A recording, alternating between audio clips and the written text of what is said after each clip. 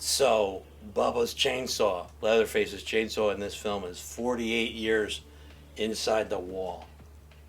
As a test, I put mine in the wall 47 years ago. You did it. And it starts up much better than his did.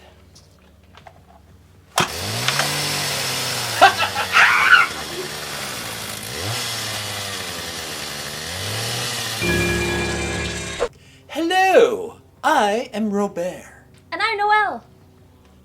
What are we talking about today, Noelle? Today we're talking about Texas Chainsaw Massacre from 2022, directed by David Blue Garcia. And did you know, Robert, this is only his second directing credit? No, I did not. But now that you mention it, it kind of shows. So, Texas Chainsaw Massacre is a fantastic franchise that this is the 9th entry into the Texas Chainsaw franchise / universe. This one, I had to do a little research to figure out, was this a reboot? Was it a sequel? Yet another sequel? So, the directors and producers would have you consider this one a sequel.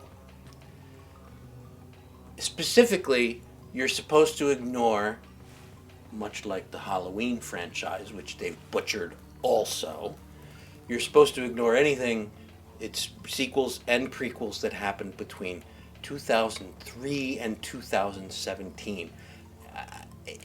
It's too much work for me to figure out which movies they want you to consider canon. Certainly the first one, and I think Texas Chainsaw Massacre 2, which I believe was the first sequel. I don't know about anything else. I don't either. First, let me say, disappointingly, that there is no bosom alert in this film, especially given the fact that it's such an attractive and female-heavy cast. This is true, no bosoms. Also, something about this movie is that while it was gory and bloody, I didn't find it all that scary. I wasn't scared, not one little bit. No. This movie, well, you may not have seen it because you're way too young, but do you know when the original Texas Chainsaw Massacre came out? 1973. That is correct. Yes. So this movie is set, contemporarily. So it takes place 48 years after the original movie, 1973 or 1974. So they want you to believe that at least two of the characters are the same characters. Well, they are the same characters from the original movie. They're actually different actors, right, because those actors from the original are sadly no longer with us. I have to say, you compare this one to the first one.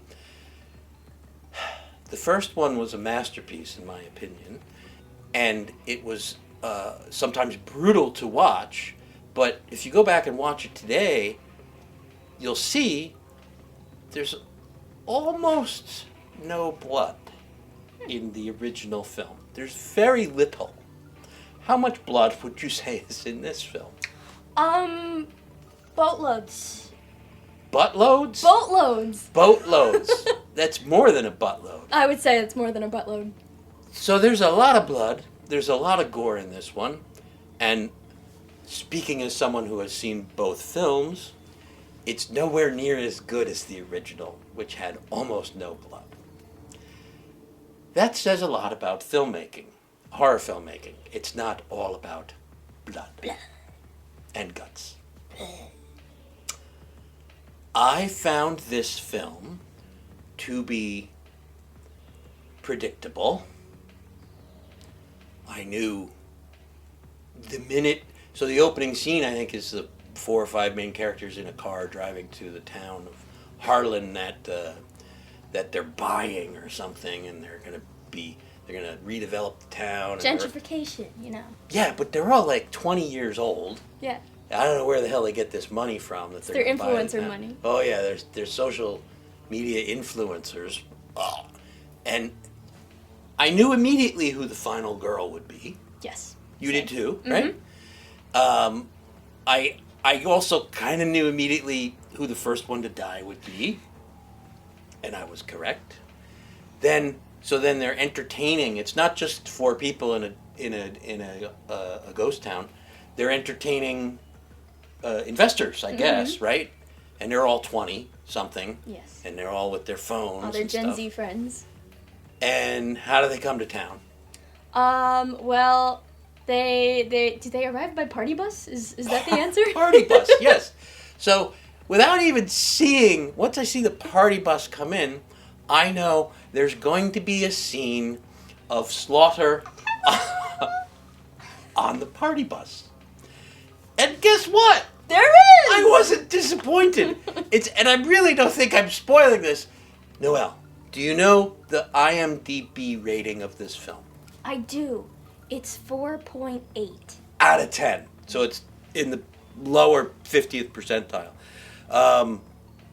Rotten Tomatoes, the critic one is like 31%, and the audience is 46%.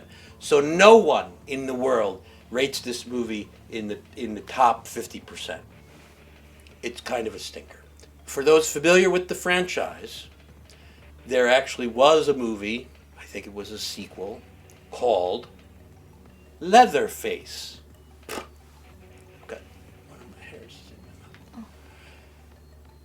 Leatherface is, I guess you'd call him the antagonist in virtually all of these movies, because he's the one that does most of the killing. And in fact, do you recall the way this movie opened with a narration? Yes. A voiceover narration. I'm going to guess that you have no idea who the actor was that was doing that narration. No, I've never seen the original. So. Okay, so it is the same guy that did the voiceover narration in the original movie in '73, and his name is John Larroquette. That's right, folks. John Larroquette did the original and this sequel's voiceover narration. He was paid a lot more money to do this one than he was when he was probably a 20-something guy, young actor, for the first one in '73. Now we can play hard to get. Well, you don't know how they paid him. He said in an interview in the '73 they paid him with a joint, a marijuana joint, which was illegal back then. Mm-hmm. No one would give a crap today, but he's come a long way. John Larroquette was, of course, on Night Court, a bunch of other TV shows and movies. So you didn't ever figure out, coming from your innocence of the franchise, you didn't know who the bad guy's name was, even, right? No, not so much. Except when Sally shows up, right. What does she call him? Not until Sally shows up, and she gets all dramatic and is like, "He's back, Leatherface." But then the kids, they never even learn his name. No. One of the young girls calls him Leatherfuck. That's the closest we get. He never talks in any of the films. He's a little, down in the South they would call it tetched. He's a little tetched in the head. And his real name, which is a matter of trivia because I don't know where they explicitly say it, is and Bubba is not even a real name. It's usually a nickname. It's Bubba Sawyer. The whole Sawyer family they were all cannibals, and he wasn't the only one that killed people in the first movie. The other people were killed by some other people. They're kind of bad people. Mm. Lines from the movie. Try anything and you're canceled, bro. Don't run. If you run, he'll never stop haunting you. I want to know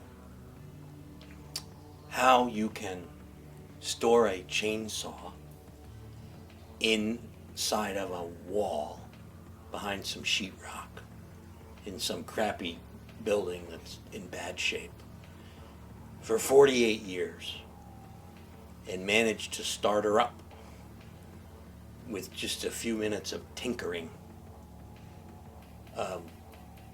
I leave my chainsaw alone for like a winter and I gotta have the whole thing rebuilt.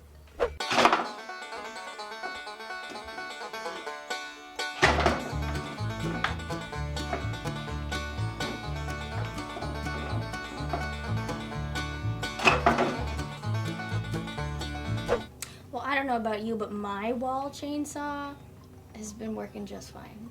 Really? Yeah. You take it out every year? Yeah. Leatherface and I, he gave me some tips. Wait, you should just leave it there one time for 48 years and then see how it works. Yeah, I'm not quite that old yet. This film had a whole string of disastrous screenings